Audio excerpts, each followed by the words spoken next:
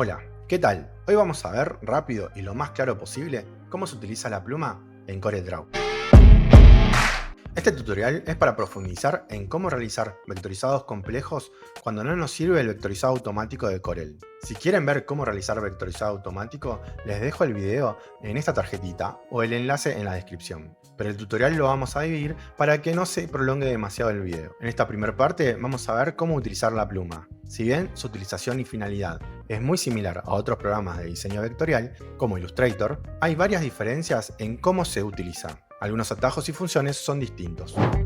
Para realizar dibujos vectoriales disponemos en Corel de varias herramientas. Las dos principales son el Bezier y la pluma. Y si bien son prácticamente iguales, la más práctica hoy en día es la pluma. La principal diferencia es que la pluma te muestra una vista previa del trazo a medida que vas dibujando. El Bezier, por otra parte, no muestra nada hasta no dibujar los puntos. Para probar y mostrar cómo se utiliza esta herramienta, vamos a usar este archivo con referencias para realizar diferentes trazos y practicar con la pluma. Les voy a dejar este archivo de práctica en la descripción si lo quieren descargar.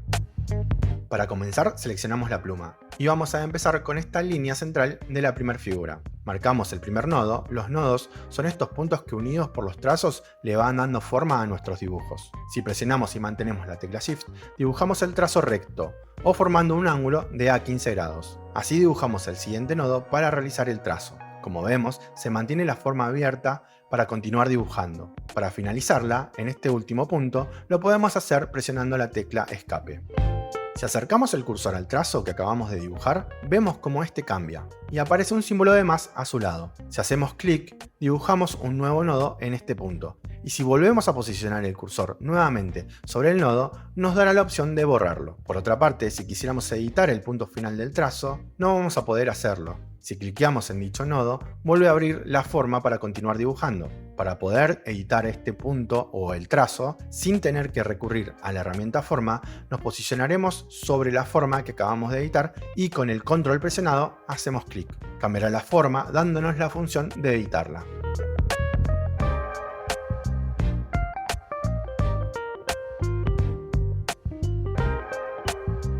Finalmente terminamos de dibujar el resto de la forma con todas las líneas rectas. Para dibujar estas líneas semicirculares vamos a probar dos métodos. El primero es dibujando una línea recta marcando el inicio y el final, y con el control presionado sobre el trazo hacemos clic derecho. En el menú desplegable seleccionamos la opción A curva. De esta manera, en los nodos se dibujan ahora unos manejadores de curva, y lo que nos queda es editarlos para que nos quede dibujada una curva según la referencia. Al igual que al dibujar trazos, podemos mover los manejadores de curva con el Shift presionado para darles una orientación recta o en ángulos de a 15 grados. En la siguiente curva simplemente marcamos el primer nodo y dejamos presionado y arrastramos para dibujar su manejador y darle la orientación que necesitamos. Marcamos un nodo simple en el medio y el del final del semicírculo. Y en este le damos a la curva la orientación que queremos. La siguiente forma es muy simple teniendo las referencias dibujadas. Marcamos el nodo del principio manteniendo y arrastrando para darle la orientación, vamos a la siguiente intersección y esta vez le damos la orientación contraria y volvemos a hacer lo mismo con el punto final.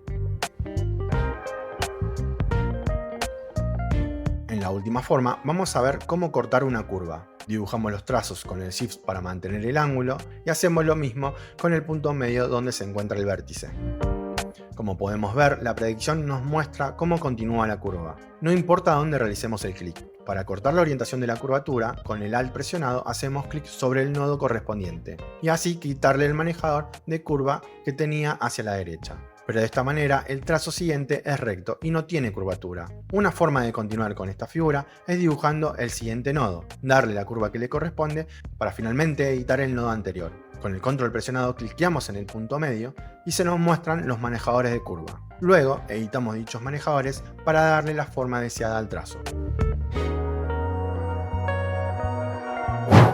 Para terminar vamos a hacer un ejemplo práctico para practicar lo anterior. En la segunda hoja del archivo de práctica tenemos la forma que tenemos que copiar. Comenzamos con las líneas rectas de una forma muy simple, ayudándonos con el Shift para mantener los trazos rectos.